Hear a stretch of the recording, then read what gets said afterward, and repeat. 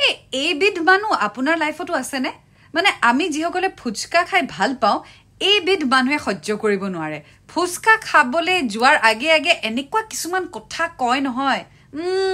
হাতখন ক'ত আছিল নাজানা নাক চাফা কৰিছে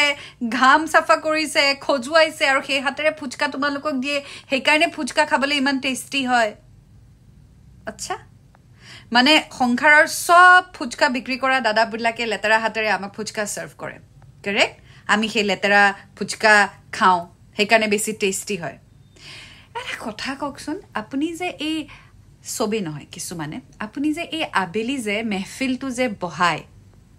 তেতিয়া যে এই যে বিহাৰী দাদাসকলে যে চানা বিক্ৰী কৰে তেওঁলোকে কি আপোনালোকৰ কাৰণে প্ৰত্যেকটো বুট স্যানিটাইজ কৰি দিয়ে নেকি তেওঁলোকৰ হাত কেতিয়া লেতেৰা নহয় তা মানে নে তেওঁলোকে প্ৰত্যেকটো বাৰে হাতখন স্যানিটাইজ কৰি আপোনাৰ কাৰণে স্পেশালি বুট কেটা বনায় হা যেটো আপুনি একদম